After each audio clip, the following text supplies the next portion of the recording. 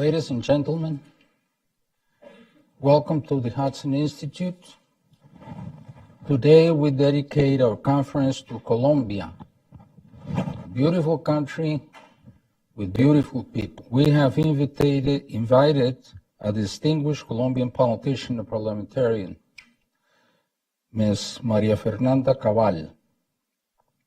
She comes preceded by a solid democratic standing and prestige. Everything all right? Yeah. Okay. I just want to welcome our distinguished panelists and to Hudson. Thank them for joining us. I also want to publicly thank Jaime, Mrs. Darren Bloom's here as well, for this series. As some of you know that work in this area, and I know Jaime. Good morning or good afternoon. Thank you, Ambassador Darren Bloom. Dr. John Walters, thank you so much for the presentation. I'm going to present the keynote speaker today, Congresswoman María Fernanda Cabal. María Fernanda, whom I've known for many years, she's a member of the party, the Centro Democrático Party, and was elected in 2014 representing the city of Bogota. Thank you to Dr. John Walters. And this is the first time that I'm going to do this kind of speech in English. I, of course, will do my best. I hope that this effort of trying to summarize what I think is the most important inner things of the agreement could be here explained to you. I have divided the final accord in all the different issues that builds it. You can see political participation, the special jurisdiction for peace, the follow-up and verification committee, the victims, illegal drugs, and integral farming development policy. Among all those, axes, among all those, the agreement was built. And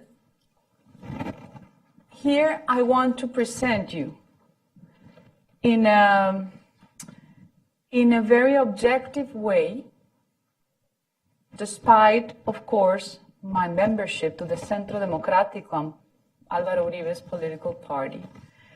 Because as a Colombian citizen, I want to transmit to you all the concerns and worries that we're facing today.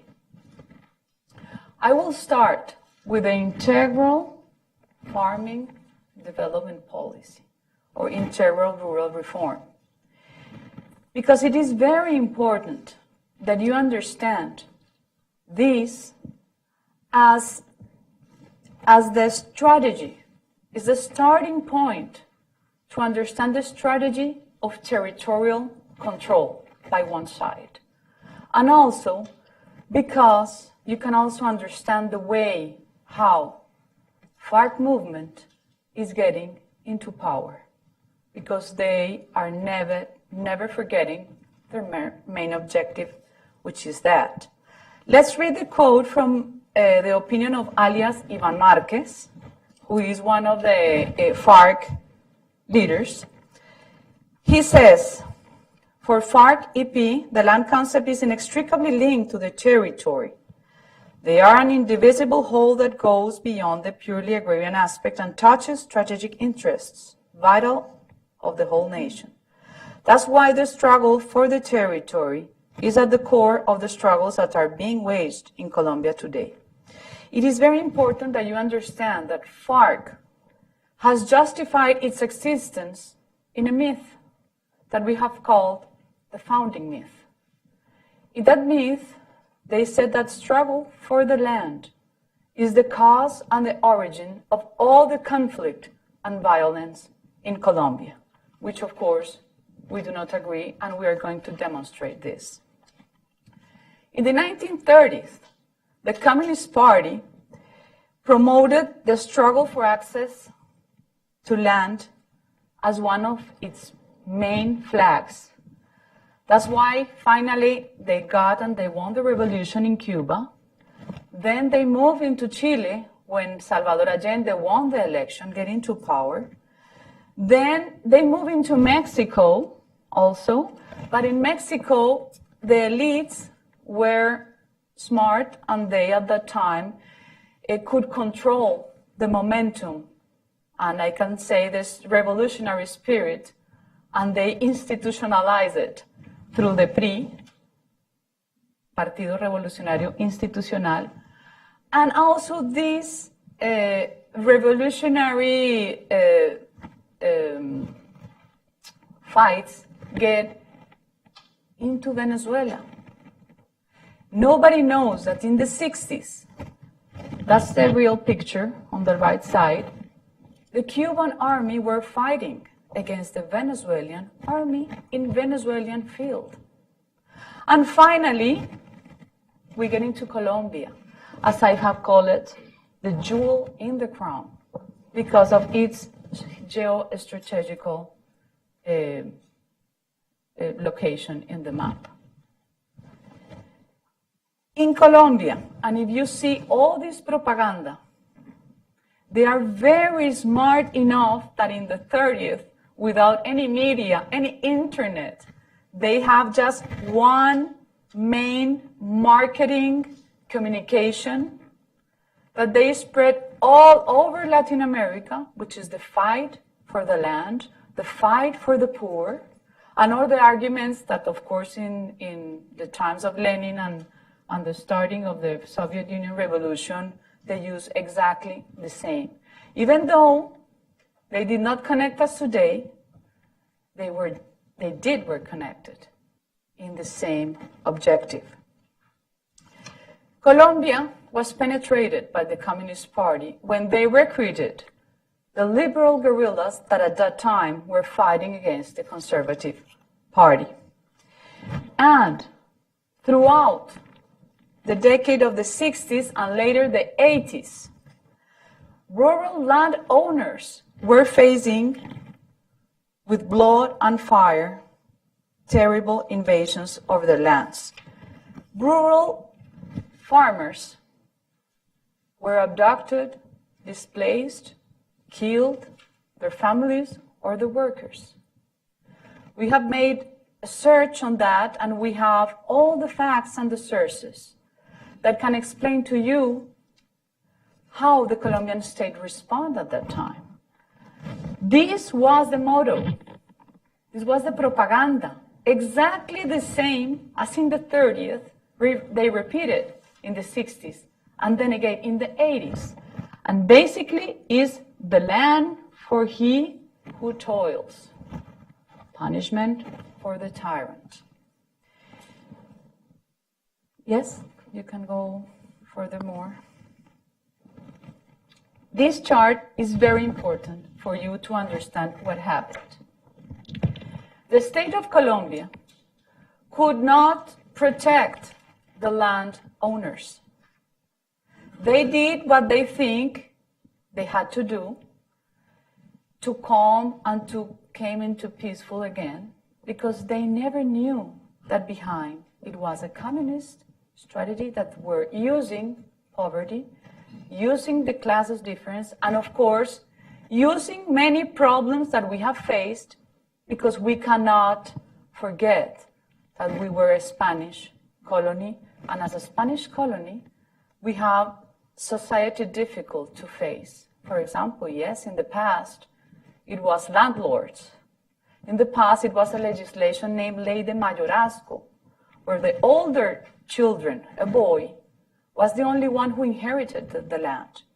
We had a society divided by racism, because as a Spanish colony, the white people had the privilege over the mulattoes, the mestizos, and the blacks. But it does not exist anymore as they try to show everyone, especially with the land. If you see a back, get into the back a little bit, yes.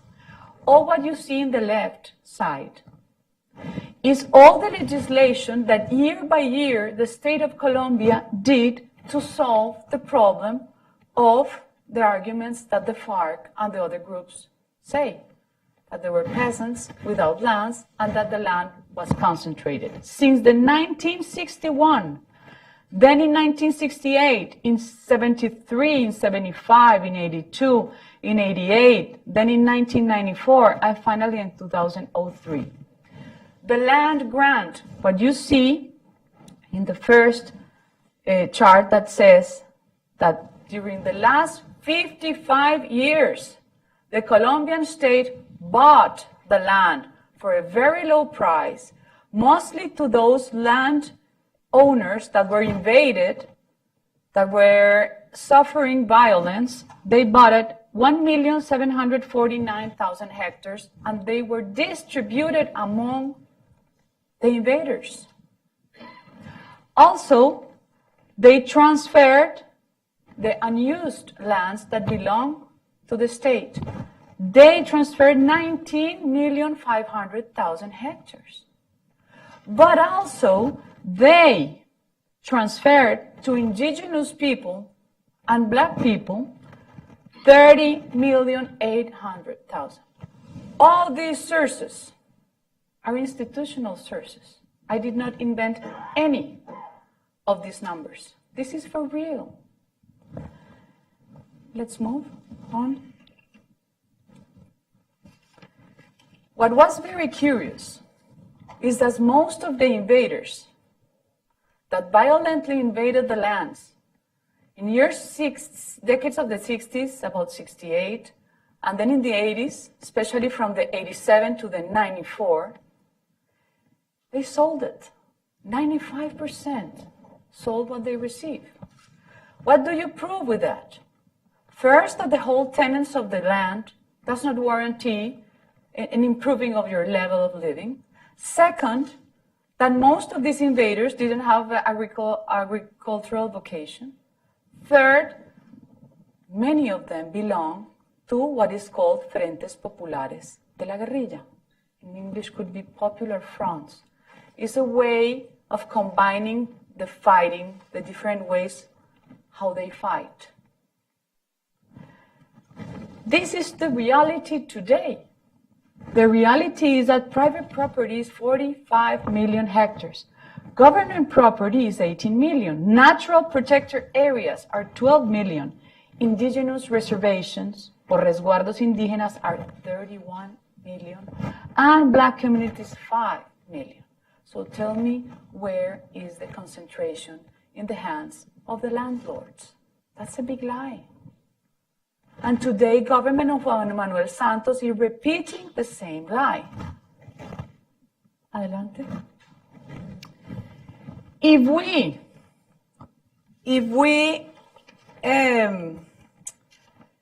take the same chart that I have already read to you, and if we expand it and we add the category or the indicador of, how do you say it? Indicator of real estate registration, you could see that private property of 45 million hectares have 4,531,000 titles, registration.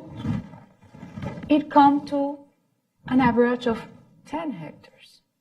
If you go to the government property and you add it to natural protected areas, it means 18 million plus 12 million, which is 30 million hectares, and you divide it in the records of the registry office, that is 118,000, you will get an average of 264.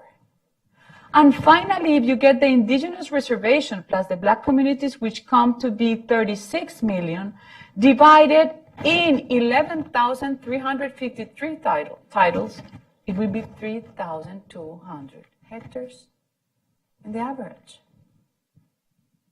So what they have told us is not the truth. What happened now? With this rural reform in the agreement, the government are taking the same recipe as they have been doing in all the past years that I show you on the chart, but in a more aggressive way against the rural landowners. Why? When I speak to the rural people, even to the peasants, they told us sometimes it's better in Colombia to be a guerrillero or to be a paramilitar than having taken a risk of buying a land, because there's any judicial warranty for the rural property when you are hit by this kind of false premises and this kind of policies that are very easy to sell everywhere, of course. Land for the poor, because the landlords are the ones who are concentrating the land. And that's not the truth.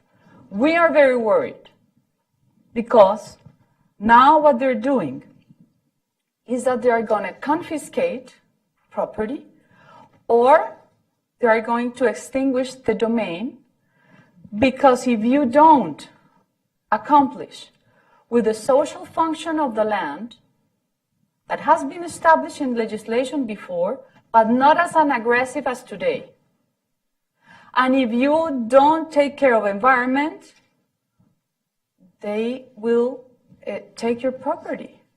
And the same people who are going to visit your property belong to the same agency, the land agency, that are going to say if you're doing it right or not. Why the citizens have to suffer always a prosecution of public officers that doesn't even know how to grow anything, that doesn't even know how a peasant or a landowner is their way of living or their business. That's what we are facing now. And we are very worried, because I want that you see the maps that I will be showing to you for giving a more clear explanation. Yes, let's go to the maps. Yes. In Venezuela, the National Institute of Lands, or the agency, do the same. Like, we are copying the Venezuelan model of the Agencia, el Instituto Nacional de Tierras, with the Agencia Nacional de Tierras. Here you could see in this map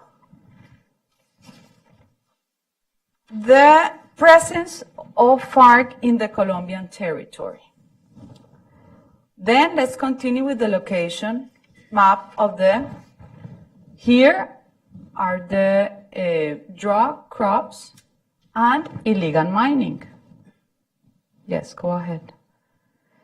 Here, let's see what we have. We have the temporary pathway zones created by the agreement, where it's supposed that the demobilized FARC members would be integrated, or will be concentrated. Yes. The name is like transient pathway zones of normalization. The government told us that this was going to be just temporary, but they lied to us. Now they are permanent.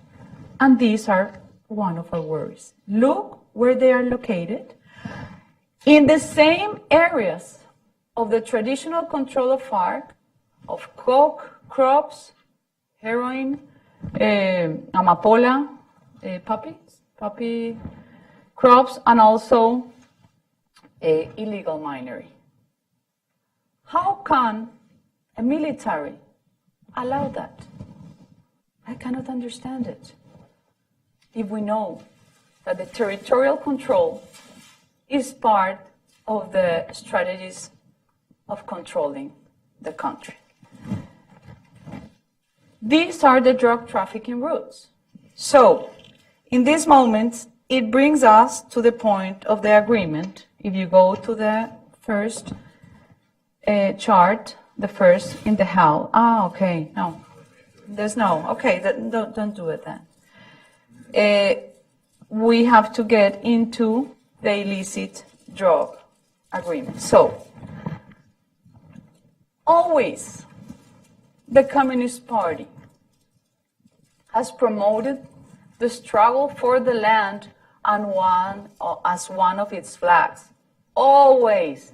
There's always the same marketing material for them to gain favors, to gain allies.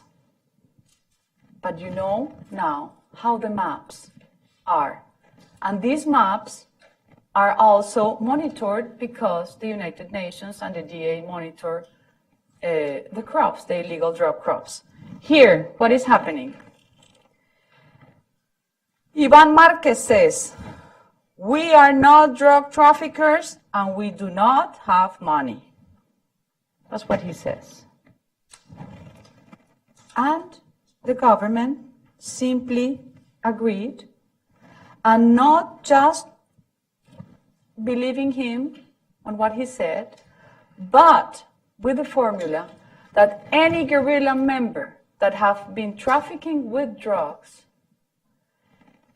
will be granted with amnesty because they consider that the crime of trafficking with drugs would be a crime connected with rebellion, with a political crime, because they argued that they need money to fight against the state. They need money for the revolution. That's why they had to traffic with illicit drugs. One time I asked them, and they never answered me, members of the government, and money from abductions? That's not a crime of lesa humanidad? It is. So they today are granted with amnesty. Today, all their criminal records of trafficking drugs are related with politics, with rebellion. But now, also, they are awarded of not being extradited. So government has given everything to them, everything. Also, at that time, it is good to point out that government also cancels the, how do you say fumigation? Eradication, but with glyphosate. When it was aspersion with in the air with the planes, they said no, not anymore, because it destroys the environment. Like if the coke crops did not destroy the environment. So they said they destroy the environment and they obey for manual eradication. But this started with an unconfirmed study from the Health World Organization, and because of our health minister that irresponsibly say that the glyphosate produces cancer. But in the same study, it says that the hairdressing produces cancer. And it is amazing. But in the Council on Criminal Policy, the only voice who raised against that decision was the Procurador General. His name is Alejandro Ordóñez, the only one.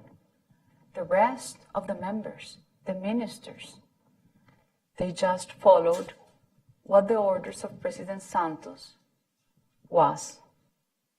It was using an unconfirmed study to say we cannot use glyphosate through the planes anymore. So, also, if you see here, let's get a little bit in the back, to the back. A little bit, yes, more, yes. Manual eradication, for not destroying the environment. Okay, yes, we could agree with that, but they had to ask the councils and assemblies in the communities to decide how it is going to be made, how the crops are going to be replaced. So there is no more authority from any official, any officer of the state, anyone, except dealing with communities that we all know that are coca growers, and behind them are different illegal groups. What happened today? Let's get forward. There are clashes every day, especially in 3 regions.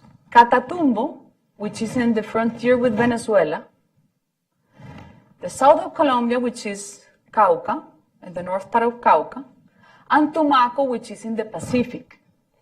Every day, clashes from coke growers against the public force. 6 people have died during the last 6 months. It is completely uncontrolled. And afterwards, what we have now, 190,000 hectares, the biggest coke crop in history,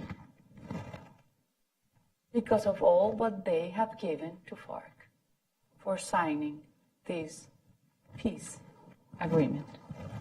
Yes. Okay. The reports of the DEA, the reports of the United Nations, the awareness of Mr. Brownfield, that 3 months ago he went to Colombia. He was a former ambassador. Now I think he just resigned as a czar, an anti-drug czar. But he say, hey, be careful what you're doing.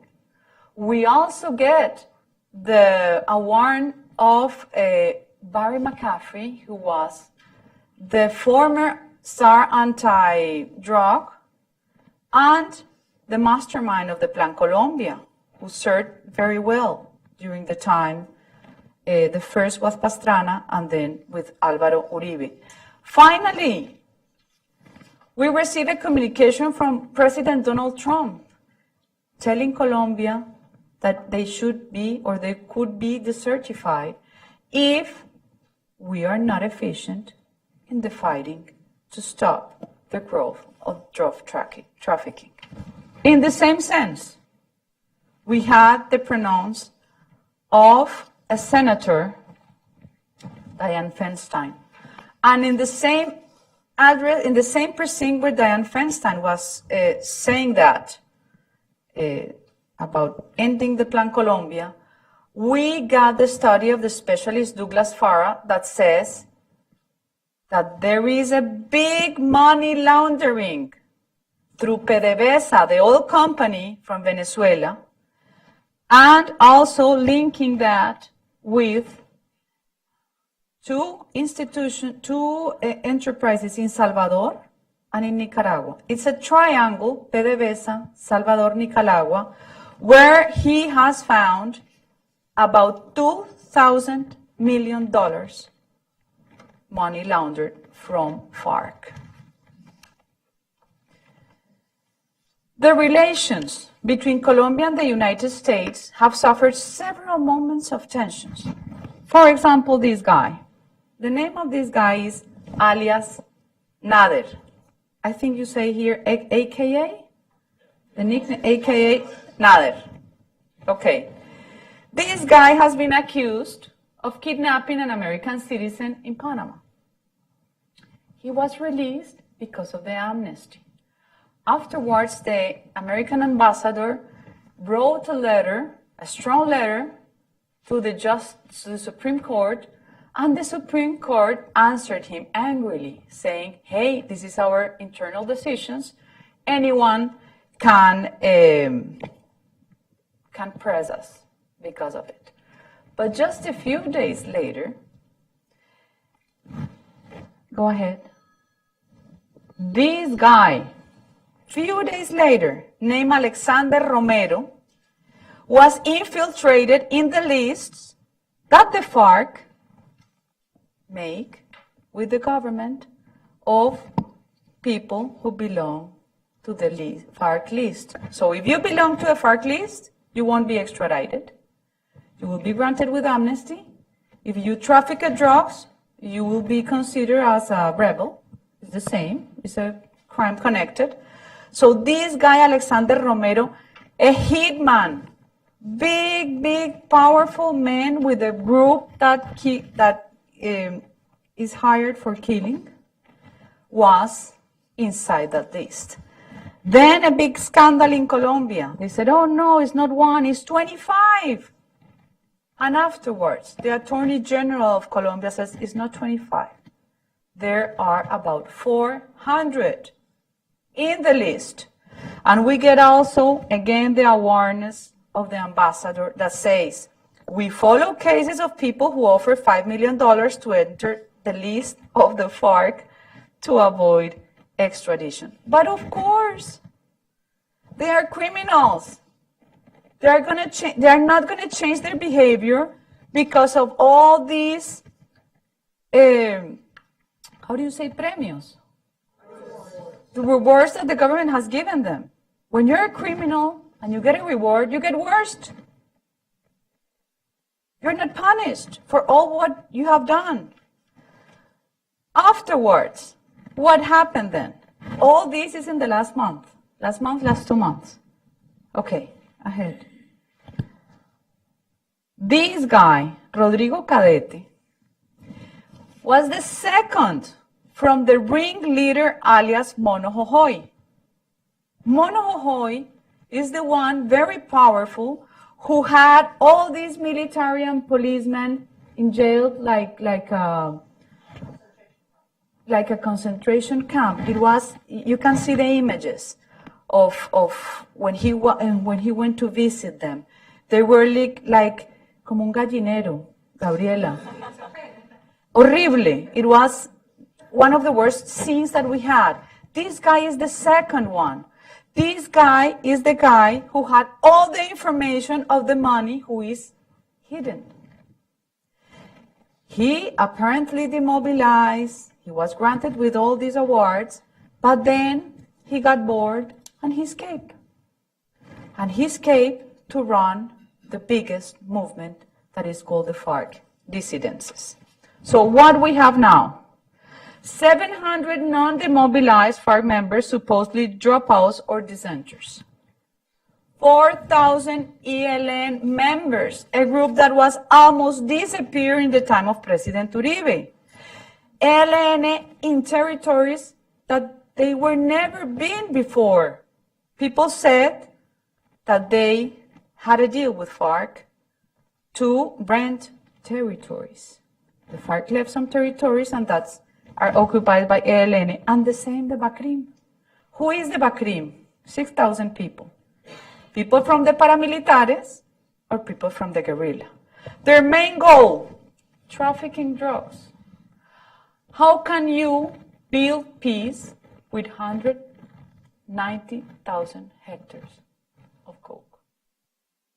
That's the gasoline for every war. That's our karma in our history. We have been facing that, and we know that even though the problem is not going to be solved in this human community, because there's always somebody who uses it and there's always somebody who grows it, you have to have a policy to control. Otherwise, you will not have a state anymore. Or you will have a failed state like Venezuela, which is a narcotic state. That's our worries. Also, the Colombian government and the United Nations declared that FARC had delivered 8,370 weapons during the mobilization. That's too low. If they were from 8 to 10,000 demobilized, the experts in the army says that usually one guerrillero carries in his body from 4 to 5 weapons. Here, with these numbers, it's like they have just one. Also, the missiles, air-to-air missiles, they did not return anything of that. What happened with the fusiles, with the weapons that were dropped by Montesinos? The guy from Peru, you remember him. He dropped in Colombia, I don't know, it was around 5,000, 6,000. What happened to that? Every day, the army uncovers a new hidden weapon place. But what happened? There's any punishment for FARC today. There's no limits. Anything. If we get all these to the victim, a part of the agreement, you will remember that President Santos always says that the victims were the center of the negotiation of the agreement. False. That is not true. The guerrilla members are not going to pay any day in prison. They said we were the liars because we won with the no in the plebiscite. Any single day, because they are using a concept that is restorative justice. That for me is just makeup. Any single day in jail of punishment, but also they're going to be immediately, automatically in Congress. 5 seats in the Senate, 5 seats in the House. About the victims, as I told you, the recruited children were not returned. The Attorney General office says that since 1975 up to 2014, there was about 11,500 children abducted. Then the FARC members, especially Mr. Iván Márquez, the one who says that they are not drug traffickers and that they are poor, said they just had 21 children under the age of 15, 21. Finally, with a big pressure, they returned 112. And I have my own experience with one of those children because the mother was walking around and found one of our senators in the Llanos of Colombia near Villavicencio, in the region, in the plain region. And she was begging for somebody who helped her to find his children that 3 years ago was taken by FARC. And she has a picture. And my friend, that she's from the Senate, Nora Tovar, she shows the picture in the Twitter. The picture was for a boy for about 12 or 13 years old. And we were promoting this in the network, in the Twitter.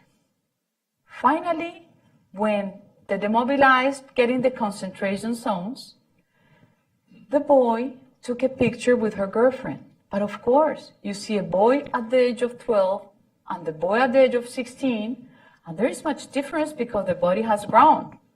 He has now different features, but her mother identified him and said, "That's my boy." You cannot imagine all what we have done. We, Congress people, that you could think we're powerful people, trying to press the High Commissioner of Peace to return this boy. It's awful. The FARC didn't want to return the children. So we get marched, we went there, we keep pressing and pressing. Finally, they allowed one media TV to get there, but that media TV was controlled by them. So every answer that they were asked for the children was monitored by them. Are you happy here? Yes, I'm happy here. Do you want to leave? No, maybe. I want to see my mother, but I don't want to leave. Finally, he escaped. And we could protect him. But the family had to move because they were going to be killed. How can you trust in an agreement that doesn't fit the elementary basis of building confidence? It's very hard because we live it day by day. It's not just for being, President Uribe, you love the war. Oh, you are extremely right side. No, it's just common sense of a civilized society that wants to live in peace and not in impunity, not awarding criminals. Finally, you see that they didn't return the kidnapped people. There is a very important organization that belongs to a journalist named Ervin Hoyos. The organization is a victim organization. He had a program, I don't know if you know, Gabriela, that he had a program, it says, Las Voces del Secuestro, the abducted voices. It starts at midnight, and during, the midnight until 5 o'clock in the morning, he invited me twice. And the people who was abducted when they were liberated, they remember the program because that was the only connection to the other world. So their parents went there, their family, their children. So they get a little support with the program that doesn't exist anymore because it was canceled by the channel, by pressures of President Santos. He doesn't have it anymore. But he has a very strong organization, and he says more than 400 did not return. Of course, they're dead. They cannot keep these people alive. They're dead. And finally, what caused really anger in people was the list of assets. In the list of assets, the FARC members, they put orange squeezers, they put mops, they put genital surgeries, they put 136 cattle, when we know that people like alias El Paisa has more than 20,000 cattle. El Monojojoy was the biggest farmer in Colombia, biggest, like a kingpin, like what they are. So they make fun of it, and people is not comfortable with it. This list was for helping the victims? Yes. In the point of the victims, they agreed that they're gonna repair victims. How do you repair victims? By returning what you get from kidnapping, from coke, from everything, what you have. And they did a list. But the list did not include the people who works for them, did not include the figureheads. It does not include assets in Colombia and internationally. However, the Attorney General has information of many assets that has been forfeited in different countries. For example, if you go ahead, this guy said to be FARC figurehead claims money. He said, "Oh no, the money fell from the." He said, "That's true, from heaven." But of course, the money gets in a aircraft. He was caught with $3 million in cash and assets. And this is a second one. This guy from FARC, money launderers, figurehead, has $17 million. None of that is on the list. But nothing happens. There's no limits. There's no punishment. So they keep going on. But the most serious about all what happened with the victims, with the list, with the figureheads, is, go furthermore, this decree. With this decree, the government does not extinct the domain of goods, which is mandatory. When you get assets from criminal background, the criminal lost the property of it. But to get it into the state property, there is a legal figure which is the only one who fits exactly, which is extinction of domain. No, the government did not extinct the domain. They are just going to administrate assets that are the product of a crime. All these is in discussion and the debate today. We don't understand what is the play role behind, really. We don't understand what is behind. And if we continue all of this with the political reform that, as I told you, there are going to be 5 seats in Senate, 5 seats in the House. They agreed also to have 16 seats, 16, as special constituencies of peace, because peace is an obsession for criminals that kills people and children every day. It's something that they have in their weird behavior, peace, peace, peace, but they are the killers. And they're going to teach us how to live in peace. These 16 electorate peace constituencies are located in 168 municipalities.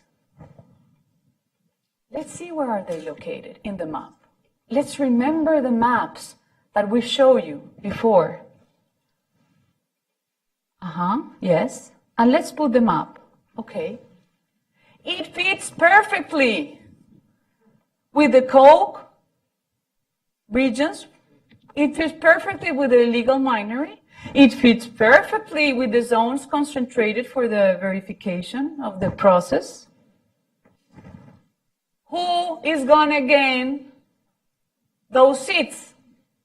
Because they say, hey, you are lying. The political parties are not going to be allowed to participate. So far, political parties are not. Of course, they're going to do it through their social organization, through their social movements, through the cocaine crop, through the coke crop associations. These seats will be for them. This is territorial control.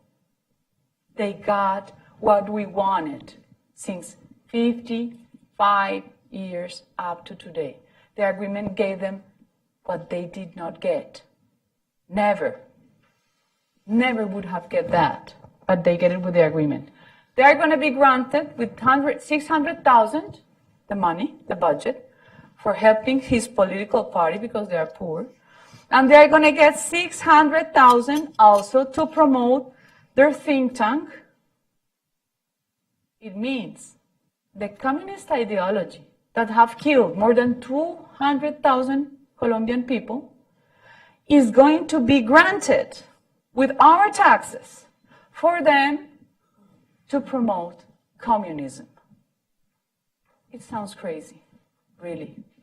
And I have to face this every day in Congress.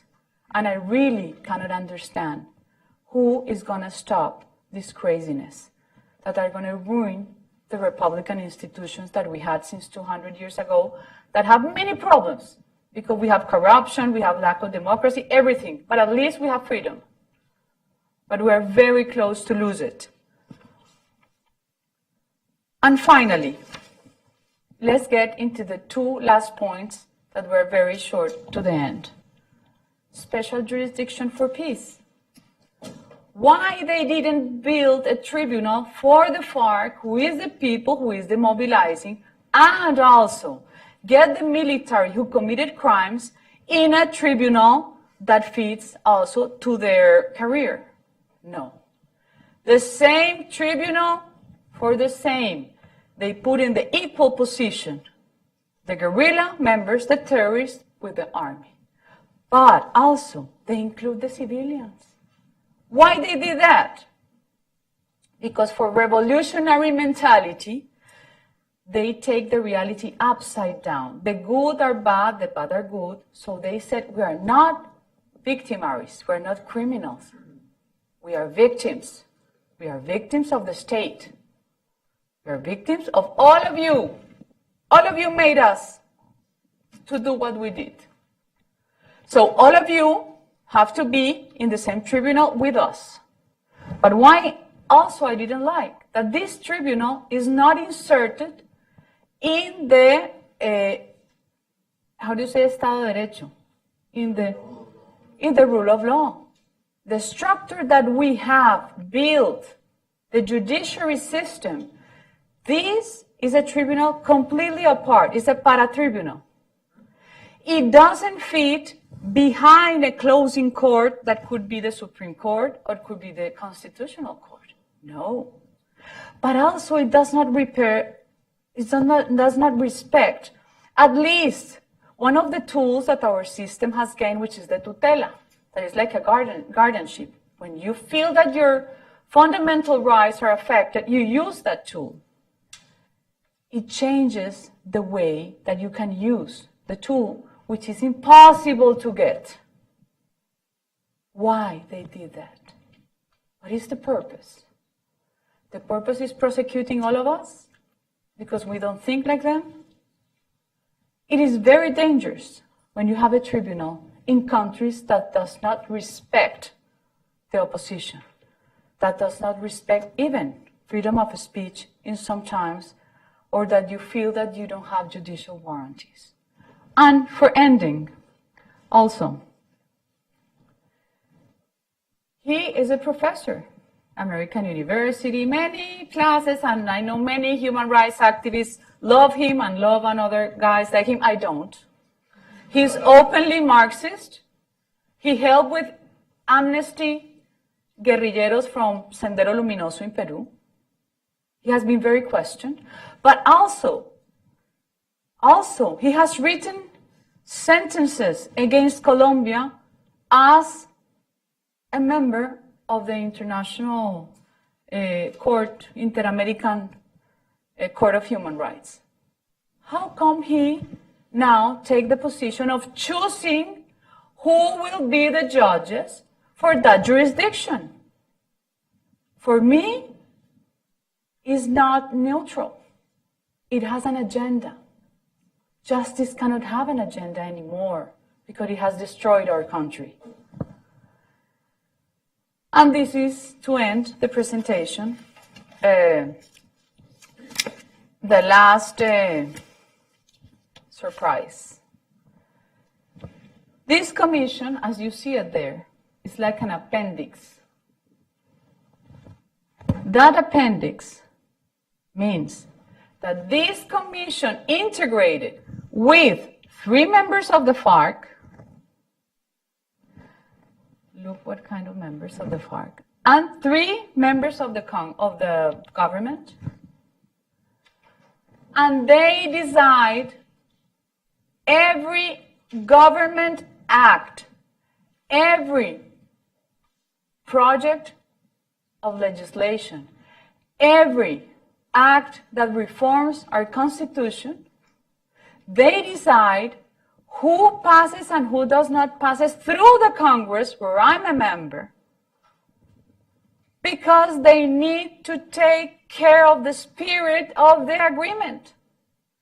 Who gave those guys the power to do that if they also lost the plebiscite?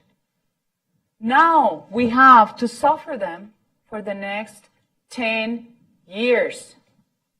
They're going to control everything.